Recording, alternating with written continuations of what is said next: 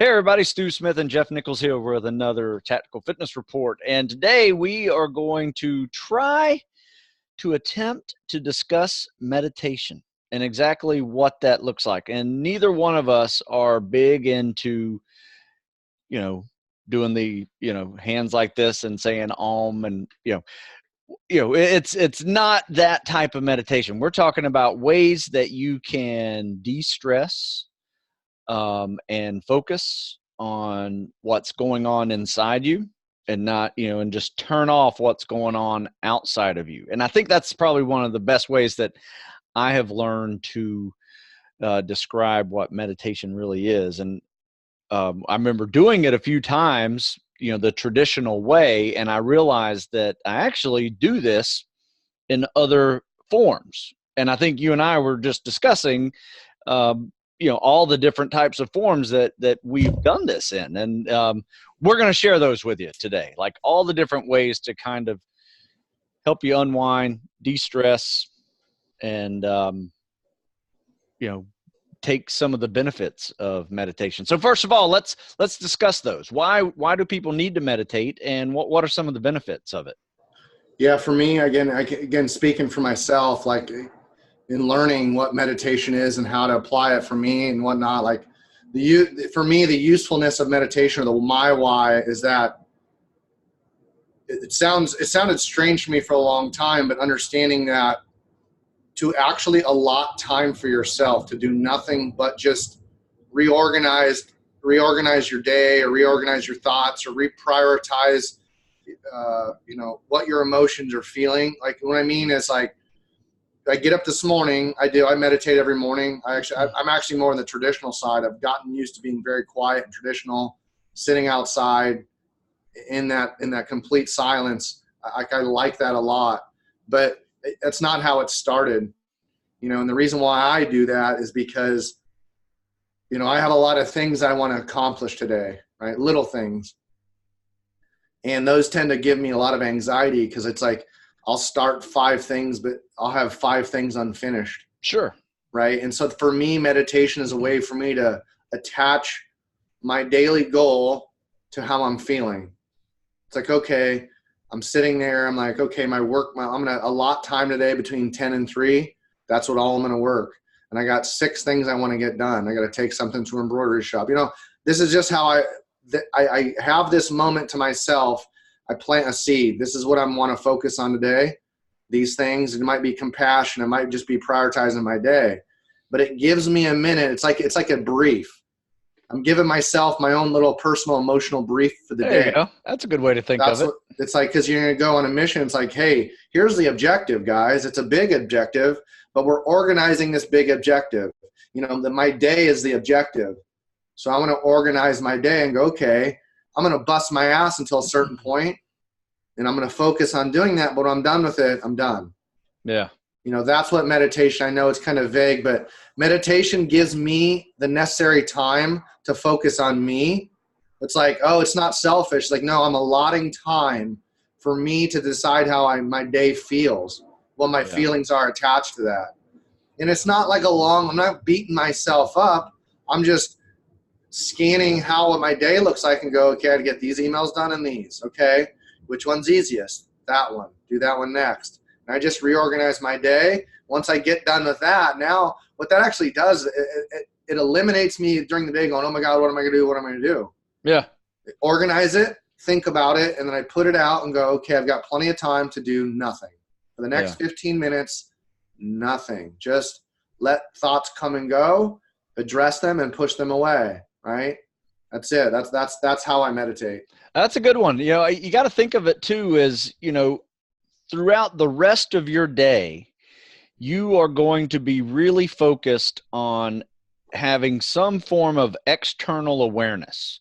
Yes. Like you're more worried about everything that's going on around you, especially if you come from a warrior class and you go to a restaurant. What are you doing in a restaurant? I mean, I am scanning everything. I know where the exits are. I know if tables are able to be pulled from the ground, all types of little things that go in my head. I always look, facing the entrances, so all these little things are going on in my brain, and it's nice to be able to turn that off for a little bit, and then actually have some internal awareness. Yeah. Right. We have external awareness all day long. So now let's have some internal awareness and just do a scan from head to toe of what's going on in your body. 100%. Yeah. You know, what hurts, you know, what aches. It can be a physical side. It can be an emotional side. It could be, you know, mental, you know, what's going on in your brain. What recurring thoughts are you constantly having? And then you try to turn them off. What a great way for me to turn them off is to just focus on my breathing. And, you know, you can go from a very, you know, kind of anxious, you know, sympathetic state to a calmer parasympathetic state just by controlling your breathing. And, you know, we're really one of the, I think, the ideal way to, control your sympathetic and parasympathetic state is through breathing. Yeah. Especially on the conscious side. Yeah. 100%. Yeah. Like I look at it like this kind of is like, you know, when you're driving down the highway and there's a lot of, you know, in your car, you're driving, you know, any time of the day, there's lights, there's people, there's other cars. You're taking in information that's real consistent and you're measuring and everything. And so you can react, right? There's a lot of information going on. Your brain is choosing to disassociate. It's like, that's not important. It's not important. It's still there. It's not important. But that's your day. You have all these thoughts that come in uninvited, and you're like, what the fuck am I thinking? Where did that come from? Oh my God, why am I that? And so just as you're driving down the street and you're deciding to take an input, some car, you know, a kid jumps out, boom, you're ready for it because you're still aware. That's what meditation is like thoughts are going to keep coming in and out, but you have to practice going, that's not important right now.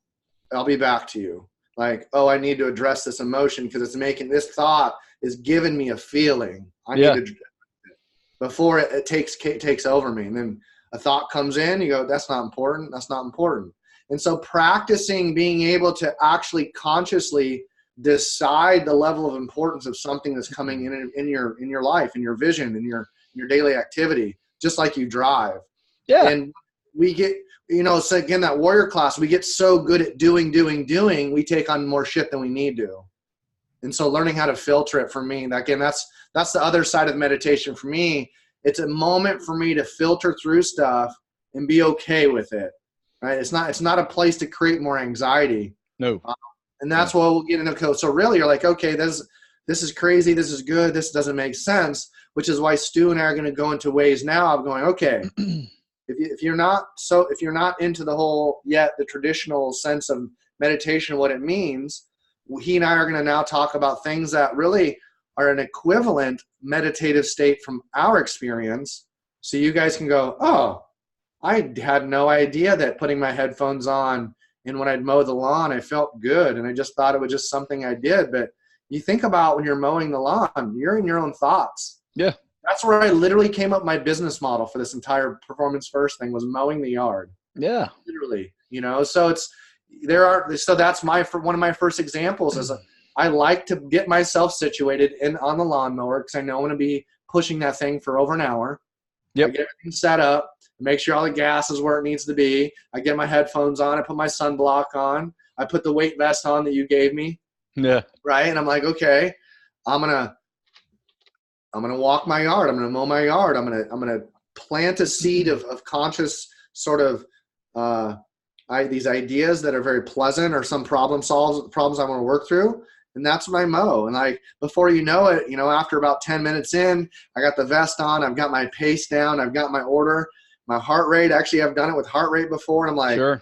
It's a meditative state. It really is. So that's that thing. A lot of people will say that about yard work or just being out in nature. Just being out in nature alone is a meditative state potentially. Oh, absolutely. And you think that's kind of an example here. Yeah, think about it. You know, you don't have to be in some, you know, laying on a couch talking about your mother in some psychological state, right? Nothing wrong with that either. But I mean, this is physiologically getting into a meditative state, right? Yeah. And basically it works best with mindless activities.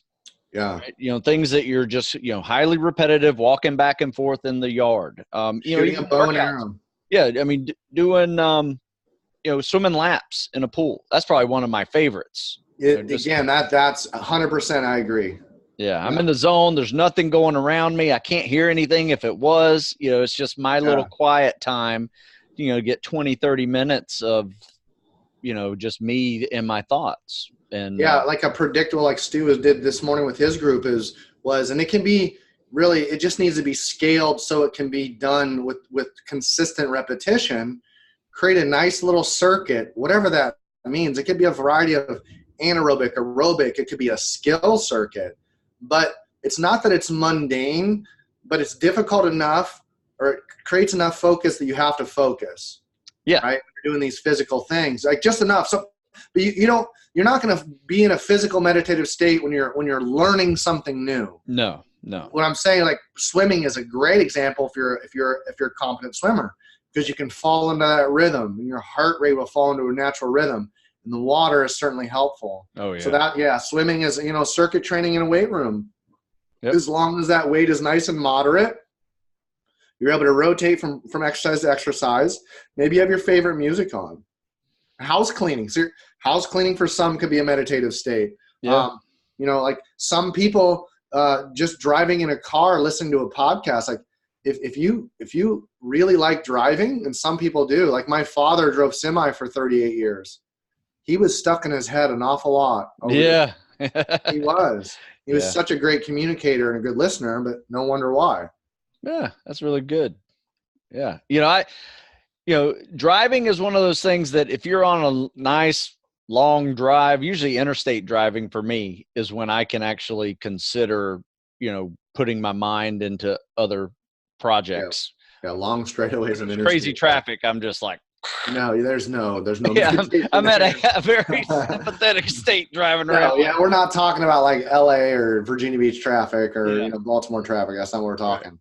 Yeah, but if you think about it too, if you're trying to get to this state that we're talking about, and you're starting to have these incoming thoughts, Jeff did it in a name, but there's an actual name for it too. He says that's not important, but actually give those thoughts a name. And there's a little term called name it and tame it, that you can, you have this thought coming into your head, just give it a name and your brain files it for you, right? And you can deal with it later, right? Yep. And, as opposed to it just kind of swimming around, right? And really distracting you, because that's really what you're trying to do when you are in this state, is to not be distracted.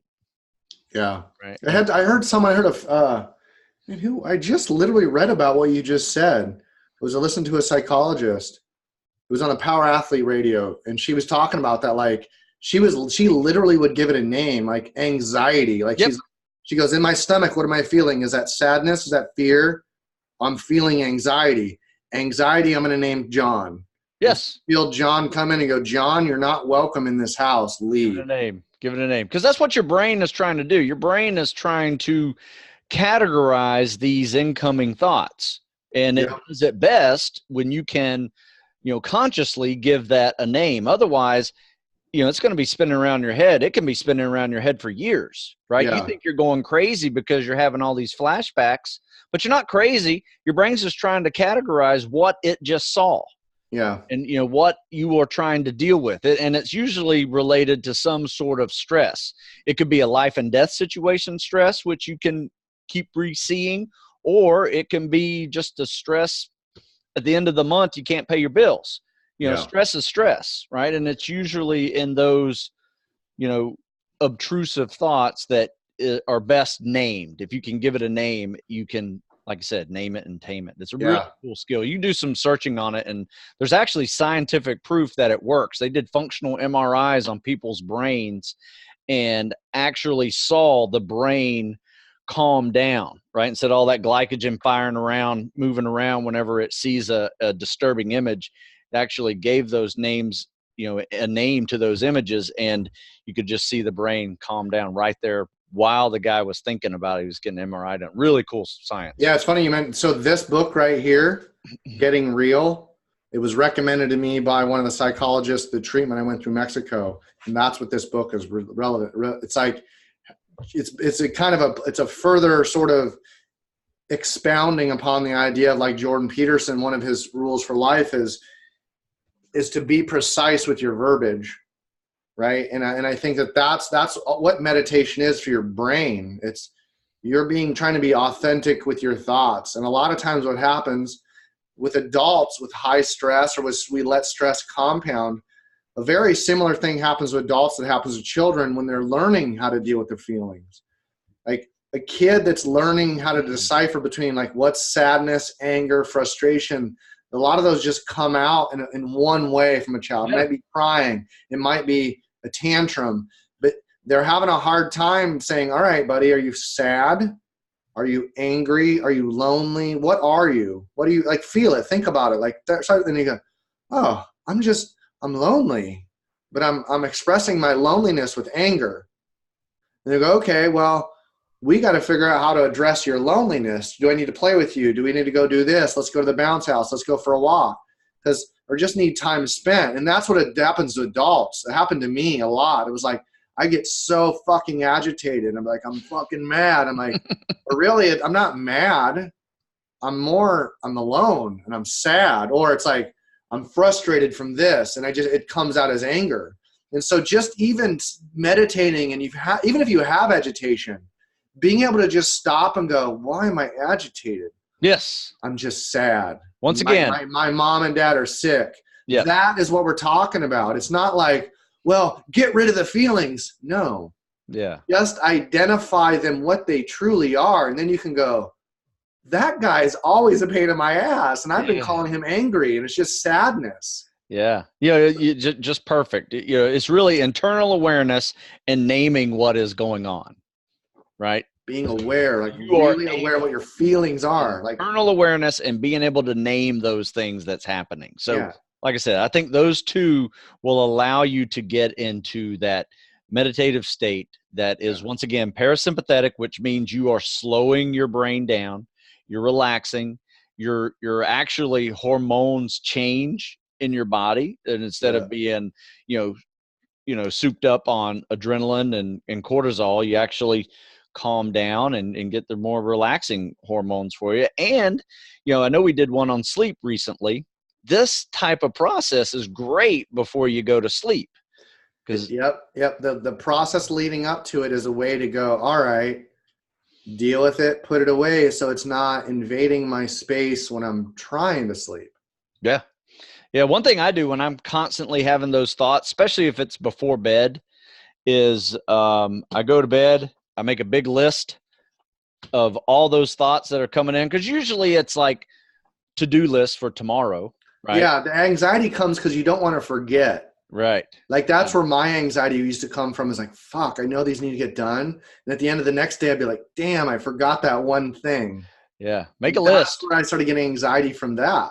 Yeah, make a list and write stuff down that's going through your head. And then, something I did with my kids when they were little was when they'd have a bad dream, they'd wake up and then they couldn't go back to sleep because they kept thinking about this bad dream. And I said, well, let's give it a name, right? Let's give that, little guy that was chasing you or whatever, let's give him a name and let's come up with something funny, that makes us laugh. Yeah. Right. And he'll say booger eater or, whatever. And, call him the guy that was chasing him that was booger eater. And so, and he'd giggle and then he'd go back to sleep. You emasculate awful feelings. Yeah. You take control of them for sure. Yeah. Give it a name and you go back to sleep. Yeah. So that's a very powerful tool. 100%. Like we I know we're not like meditative masters and whatnot, but it's one of those things, if you're able to look back at your life and figure out, because we each do it, we each have ways that we can successfully unwind. And I say ways, plural, because what you also find is that these meditative states that you're trying to achieve one way, sometimes it'll be a pain. You won't be able to get into that meditative state. Yeah. So having other ways to do this is also a good option. Yeah. The term we're really doing here is down regulating. Yeah. Right. Yeah. It's really, if you do search on down regulating, that's really what we're talking about. And it's really a form of decompression. You're just decompressing. You're dealing with stress and you're able to mitigate that stress, hormonally. Literally, hormonally. You're physiologically dealing with stress versus having to deal with it on a chronic level later on by ignoring it. Yeah. Yep. And that's why it's important. Yep. Yeah. You bet. Yeah.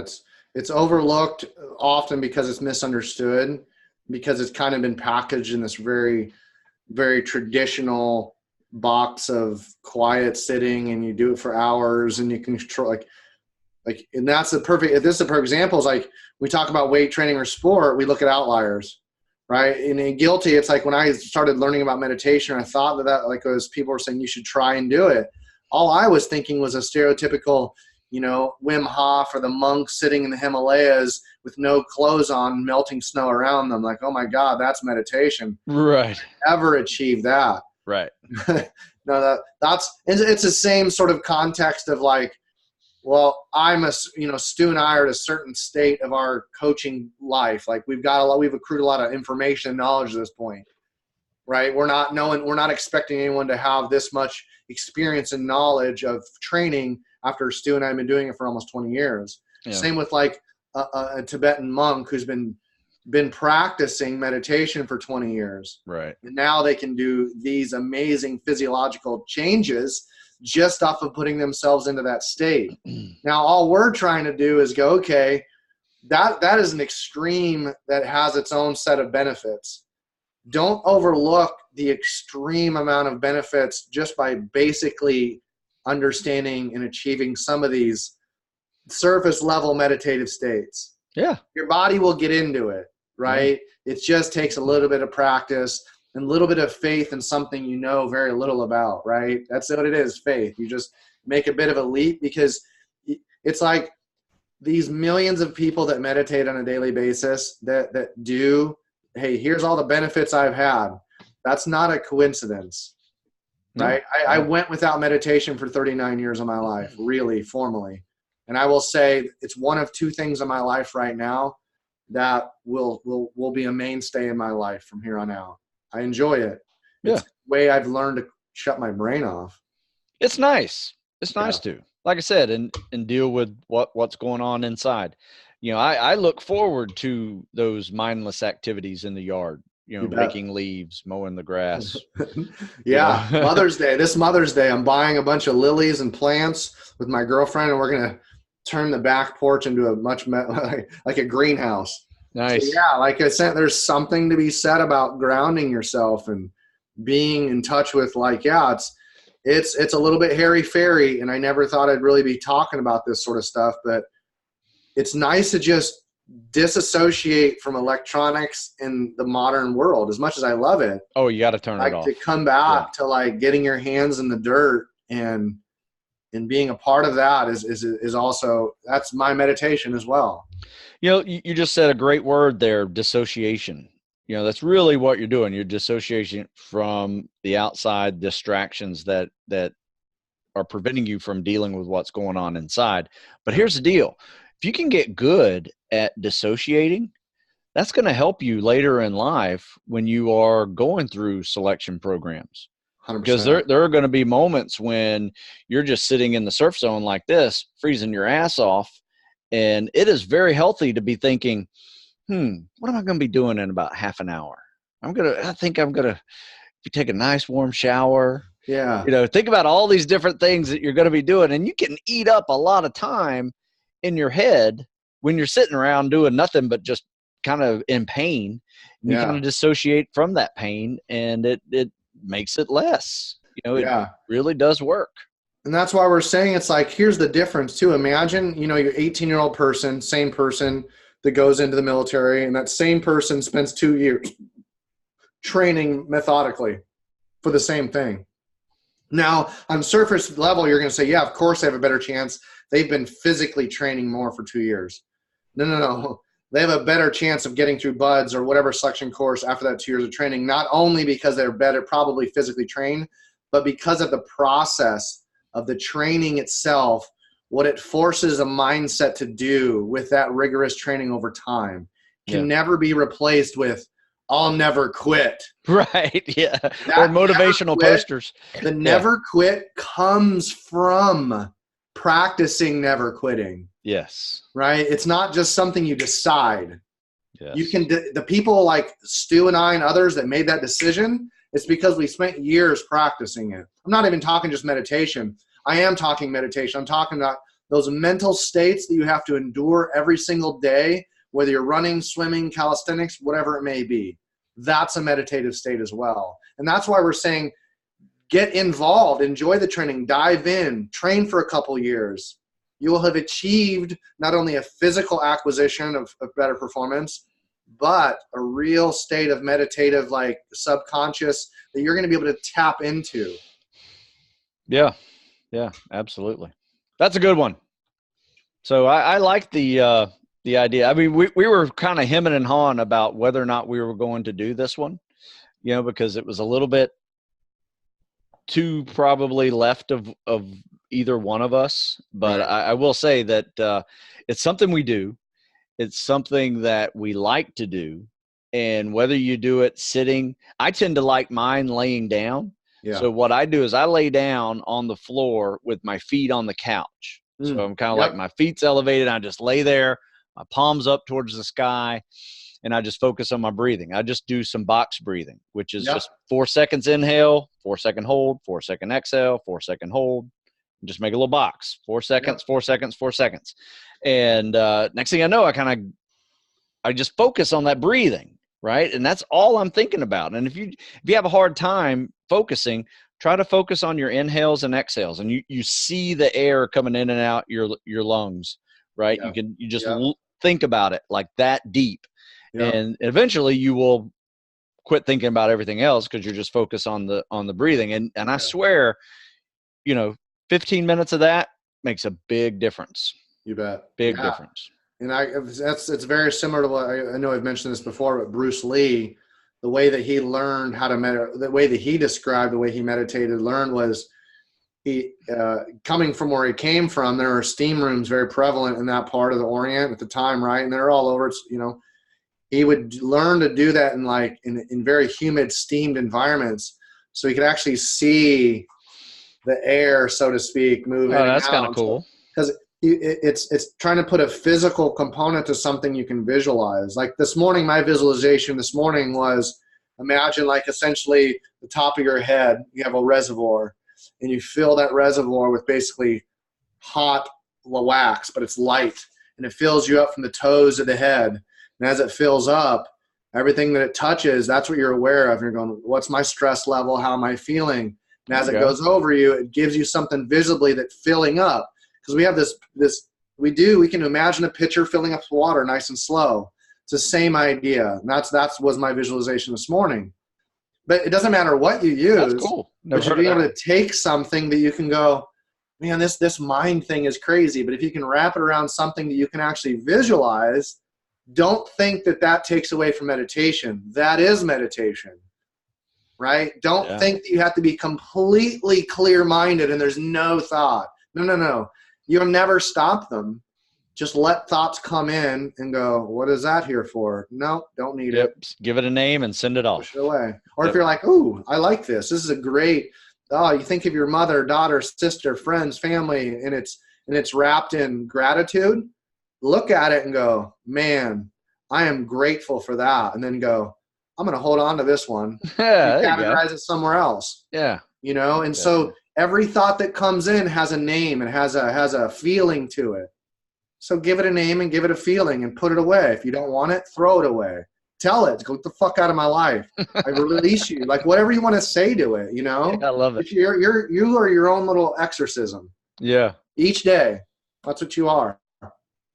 Nice. So if we've confused you with our conversation today, look it up, do some research on it, figure out, if, there might be a more traditional method that you like to do. There might be a more non-traditional method like Jeff and I both do, kind of tie it with some menial tasks and just kind of let your brain float away and, while you're doing stuff. And I tend to be in that category of meditation than anything else. Though at the end of the day, I can, like I said, lay on the floor with my feet up, and that's a good one to kind of decompress when the day is done for me. Yeah, like one thing I used to do and I still do, this is the last piece, this is kind of where it all started for me. And it's like, because I'm always in the weight room. And I have a notebook with me, or here I have a dry erase board. So as I'm training and I got music going on and I get into my repetitious movement, my mind tends to be very creative. And so that's where I actually write a lot of stuff down, like when I'm working out. So I go to my dry erase board and get my thoughts out. In the same way, it's like before I go to bed, my mind seems to be extremely active before I work out. So I use that time where information and stuff's going to come out of me. I capture it in notes because I don't want to be thinking about it intently when I'm lifting weights. I still want to be focused on that. Yeah. But that for me, in the same way that you write before you go to bed, I don't have those issues before I go to bed too much. I have them when I train. So I got to get it out of my head before I train. Otherwise it distracts me my whole time. Love it. Yeah, that's good. That's good. All right. Well, thanks for doing this one with me, Jeff. You betcha. We're equally confused, everyone together. And thanks for listening if you made it through this far. But yeah, give it a shot. You know, that's my suggestion to you all that are out there. Just find a way to relax and decompress, and your body will feel better for it. Your mind will feel better for it. And, you know, you are going to have a much better sleep, which will in turn give you a much better training day the following day. So always, it all works out. It's all connected. It is. All right. Until next time. Appreciate it, Stu. We'll see you.